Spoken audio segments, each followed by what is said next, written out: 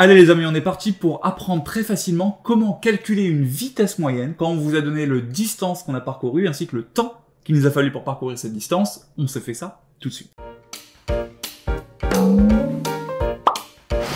Alors, le plus important, c'est que vous en connaissiez au moins une des formules. Et cette formule-là, V égale distance sur temps, c'est vraiment la maman de toutes les formules que vous utiliserez plus tard en physique. Donc, si on a une qu'il faut apprendre, c'est bien celle-là, vitesse égale distance sur temps.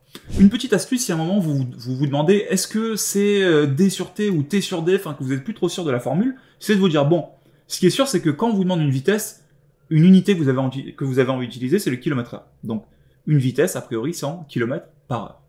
Du coup, si cette vitesse, elle est en kilomètres par heure, ce qu'on devrait avoir en haut de la fraction, c'est quelque chose qui devrait ressembler à des kilomètres. Et ce qu'on devrait avoir en bas de la fraction, c'est quelque chose qui devrait ressembler à des heures.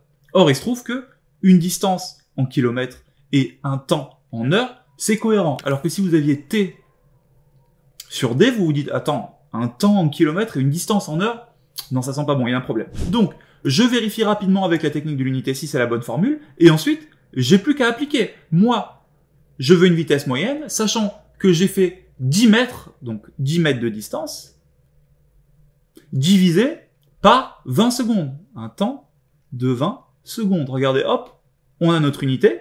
Donc, je sais que ça va être en mètres par seconde. 10 sur 20, c'est comme 1 sur 2, donc c'est 0,5 mètres par seconde. Et c'est terminé. Et ce qu'on va vous demander au brevet, c'est de calculer ça, et puis en plus d'être capable ensuite d'être capable de le convertir en kilomètres par heure, en centimètres par décimètre, enfin, en des unités un peu étranges en fonction des données de l'énoncé. Mais en tout cas, vous, si on vous a donné du mètre et de la seconde, ça vous donne un résultat par mètre par seconde. Si on vous avait donné du kilomètre et de l'heure, ça aurait fait un résultat en kilomètres par heure. Si c'était du centimètre et de la milliseconde, ça aurait fait du centimètre par milliseconde, et ainsi de suite, et ainsi de suite, et ainsi de suite.